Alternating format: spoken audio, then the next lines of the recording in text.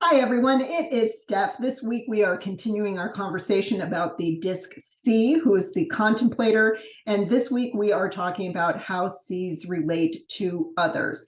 And I'm kind of wondering if I should have renamed that, like how other people relate to C's, because we've already covered the fact that C's are the least emotional of the four behavioral types. They're not going to get all fuzzy and gooey over your ideas and how your day was. But they do genuinely care about other people. And if they are close to you, if they know you well, and particularly if they love you, these are very caring, deeply sensitive, and affectionate people. They just aren't overtly so, and they aren't going to be that way with just anyone. They are naturally more reserved with their feelings, and they are much more curious about the information and your thought process and evidence and taking in data to make good decisions than they are just, shooting the breeze about what they think might be nonsense.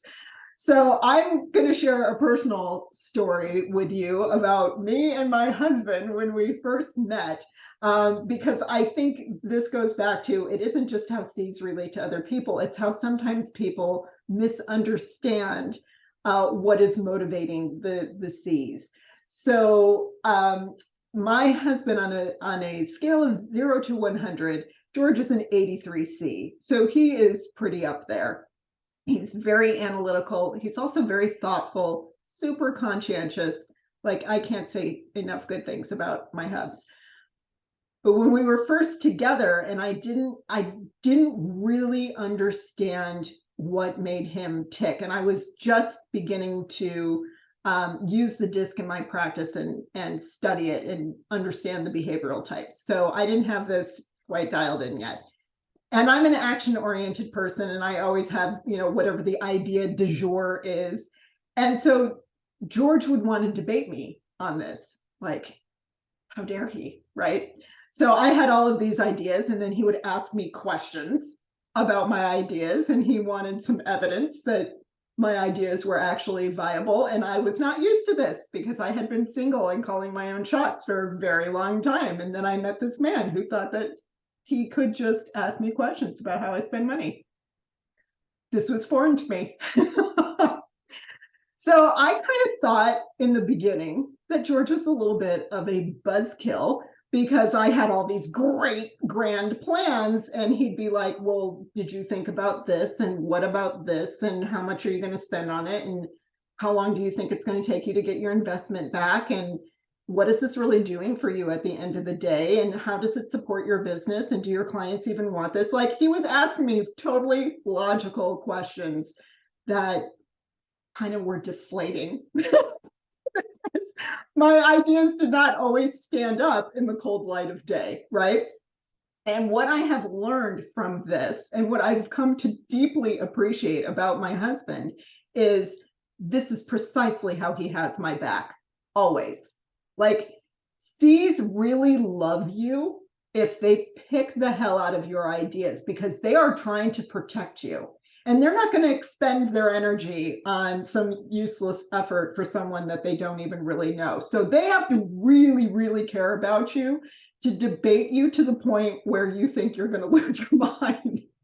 So now when I come up with some sort of harebrained idea, not only do I make myself run it past George voluntarily, but I really welcome him saying, well, how about this and how about that? And I know that this series of inquiry is going to make my idea better, more viable, and I'm probably going to make my money back out of it or get, some value from it. And it's not just an impulsive whim.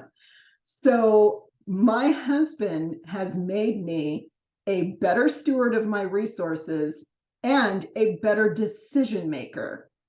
So there are times when the C's in your life are going to drive you to epic distraction because you just want to be impulsive and do stuff, or you want them to understand like the feely value of what it is that you've come up with. But when they start shooting holes in everything, you have to hear how much they love you. That's the bottom line. So in terms of how C's relate to others and how we perceive what C's are trying to do for us, just hear the love. And I know that's ironic because for them, it's really about data, but it's also because they really care about the outcome and they care about you. So that is my best piece of advice when you are dealing with a high C. If you have any other questions about any of the DISC behavioral types, and this week, especially the C, clearly I live with one. You know where to find me. I am happy to dispel any myths about what they're really all about. So I hope this is helpful. Honey, I love you very much. And thank you for marrying the whirlwind that is your wife. I will see everyone next week. We will talk about how to better utilize C's on your team. And I believe you got a little taste of that today. So enjoy. See you later. Bye, guys.